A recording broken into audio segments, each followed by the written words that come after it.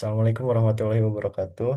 Kami dari kelompok satu kelas F akan mempresentasikan hasil program yang telah kami buat, yaitu AI menggunakan Python dengan kasus identifikasi kanker payudara.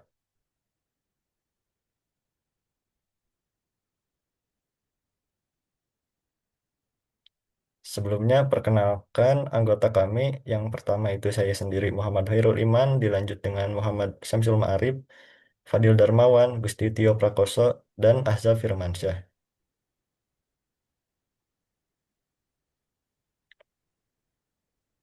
Alur presentasi dari aplikasi ini yaitu yang pertama prosedur singkat cara mulai menggunakan platform Kaggle, yang kedua pengenalan lingkungan kerja tools, yang ketiga deskripsi persoalan kasus, yang keempat deskripsi solusi penyelesaian kasus, dan di akhir dilanjut dengan demo penggunaan aplikasi.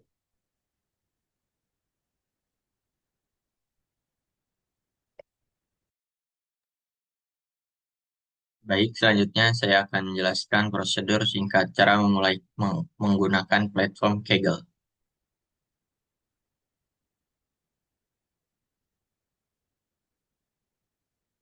Untuk memulai analisis data menggunakan machine learning di Kaggle, langkah pertama adalah membuat akun dan menyiapkan lingkungan kerja. Kaggle merupakan platform berbasis cloud yang memungkinkan pengguna melakukan analisis data, pelatihan model, serta publikasi hasil tanpa perlu menginstal aplikasi tambahan di komputer. Langkah-langkahnya sebagai berikut.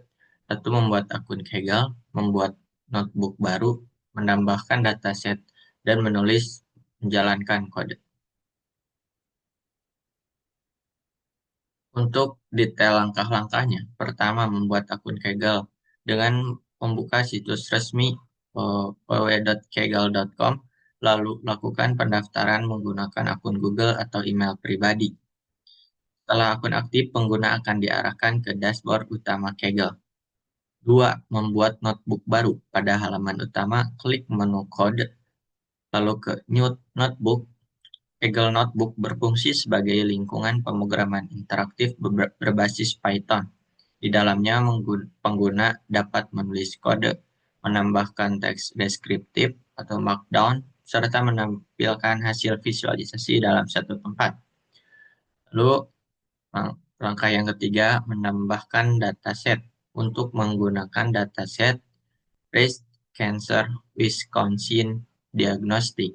Buka tab Add Data di sisi kanan notebook, lalu cari dataset dengan kata kunci Breast Cancer Wisconsin Diagnostic. Setelah ditemukan, tambahkan dataset tersebut ke notebook dengan menekan tombol Add.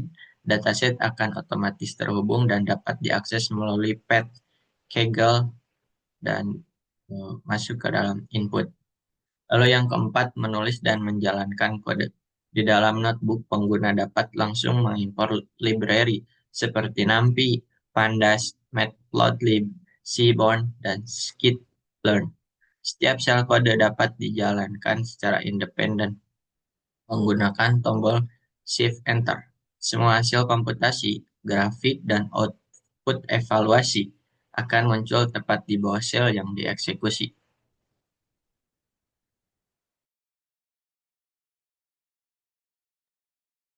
Baik, selanjutnya saya akan menjelaskan tentang pengenalan lingkungan kerja tools.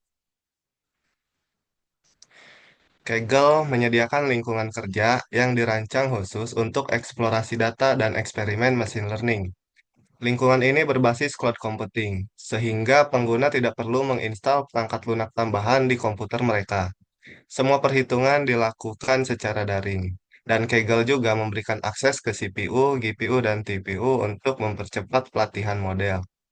Di dalam notebook terdapat dua jenis sel. Pertama, kode shell untuk menulis kode Python dan mengeksekusi perintah. Yang kedua ada Markdown cell untuk menulis deskripsi, catatan, dan penjelasan. Library yang digunakan meliputi NumPy untuk perhitungan numerik, Pandas untuk analisis dan transformasi data tabular, Matplotlib dan Seaborn untuk visualisasi data yang informatif. scikit-learn untuk pemodelan machine learning seperti SVM, dan MPL Toolkit.mplut 3D untuk menampilkan visualisasi data dalam bentuk tiga dimensi.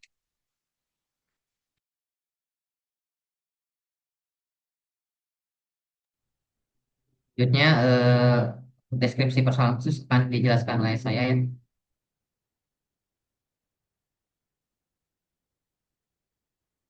Dataset Breast Cancer Wisconsin atau diagnostik adalah kumpulan data medis yang digunakan untuk membantu klasifikasi jenis tumor payudara sebagai jinak atau beginning atau ganas malignant. Dataset ini berasal dari University of Wisconsin Hospitals, Madison, dan telah menjadi salah satu dataset standar dalam bidang machine learning untuk studi deteksi kanker. Dataset ini terdiri dari hasil pengukuran karakteristik inti sel dari citra mikroskopik jaringan payudara. Setiap sampel jaringan payudara direpresentasikan oleh sejumlah fitur numerik yang menggabungkan sifat-sifat inti sel, seperti radius min atau rata-rata jarak dari pusat ke batas inti, lalu tekstur min atau variasi tingkat keabuan, atau lanjut perimeter perimeter min atau keliling inti sel, lalu area min, luas inti, dan smoothness min atau variasi lokal dalam panjang radius, dan berbagai parameter lain yang diperoleh dari citra medis.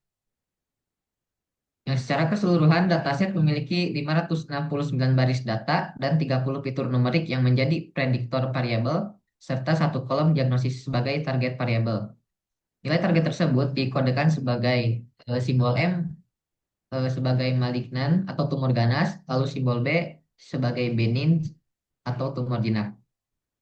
Masalah utama yang ingin diselesaikan adalah membangun model klasifikasi yang dapat memprediksi jenis tumor berdasarkan fitur-fitur pengukuran sel. Model ini bertujuan untuk membantu deteksi dini kanker payudara melalui analisis data mikroskopik secara otomatis dan akurat. Tantangan dalam dataset ini meliputi yaitu perbedaan skala antara fitur yang cukup besar, lalu kebutuhan untuk memilih algoritma yang mampu memisahkan dua kelas dengan margin optimal, dan menentukan evaluasi model yang tepat.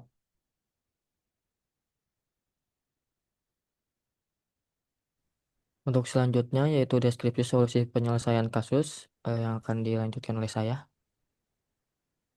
Solusi yang diterapkan untuk menyelesaikan permasalahan ini menggunakan algoritma support vector machine, yaitu yang disingkat dengan SVM, dengan radial basis function yang disingkat dengan RBF kernel. Proses dimulai dengan tahap eksplorasi data, yang mana pada tahap ini dilakukan pemeriksaan duplikasi data, missing data, distribusi data, dan korelasi antar atribut. Hal ini dilakukan untuk menentukan fitur yang cocok untuk memprediksi diagnosa kanker dan menentukan apakah perlu dilakukan resampling. Setelah fitur ditentukan dan distribusi data telah disesuaikan, selanjutnya dilakukan processing data, di mana seluruh fitur numerik distandarisasi menggunakan standar scalar agar memiliki rentang distribusi yang seimbang. Hal ini penting karena SVM sangat sensitif terhadap skala fitur, sehingga standarisasi memastikan bahwa tidak ada fitur yang mendominasi pembentukan decision boundary setelah data bersih dan terstandarisasi. Langkah berikutnya adalah membagi dataset untuk proses validasi silang atau cross validation untuk memastikan model tidak mengalami overfitting terhadap data latih.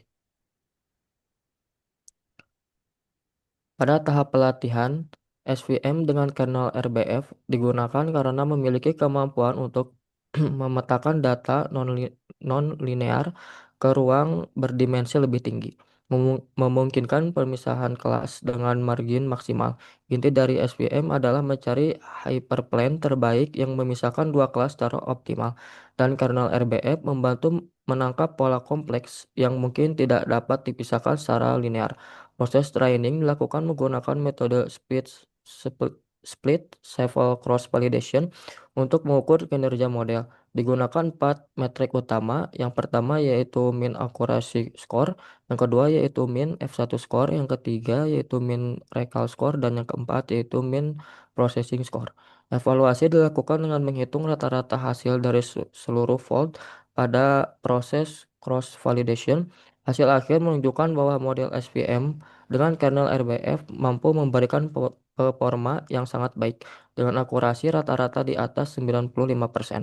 Hal ini membuktikan bahwa pendekatan SVM cukup efektif untuk klarifikasi kanker payudara berdasarkan data mikroskopis dan dapat menjadi dasar bagi pengembangan sistem pendukung diagnosis medis berbasis kecerdasan buatan yang lebih akurat dan efisien.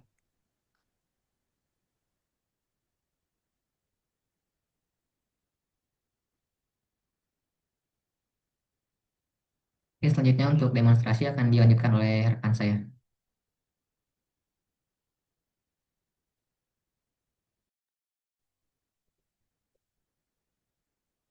Selanjutnya saya akan menampilkan demo penggunaan aplikasi yang telah kami buat.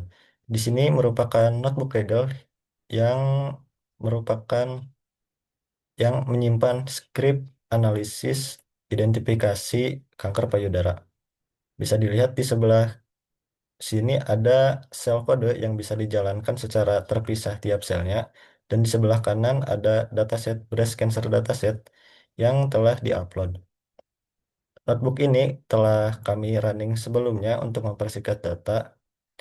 Eh, Jika kita mengklik run all, kita akan menjalankan semua sel kode secara bergantian dan secara berurutan. Hasilnya kita akan melihat hasil visualisasi data dan hasil komputasi data yang telah dilakukan.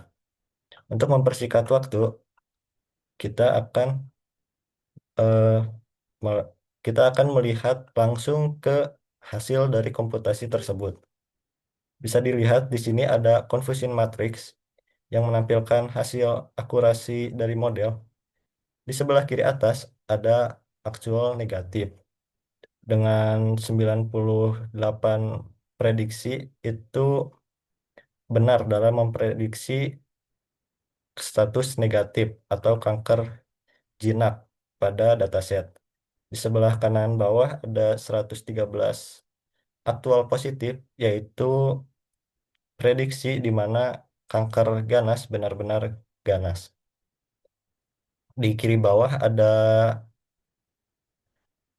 false negatif dengan jumlah 4 prediksi, dan di kanan atas ada false positif dengan nilai 0.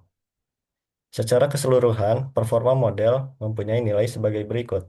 Rata-rata akurasi skor 97%, rata-rata F1 skor 97%, standar deviasi 0, hmm, standar deviasi 1,2%, rata-rata recall score 96%, dan rata-rata skor presisi 98%. Di sel paling bawah merupakan demo jika kita memasukkan nilai tekstur min, radius worst, dan smoothness worst dengan secara manual dan menggunakan nilai di luar dari dataset.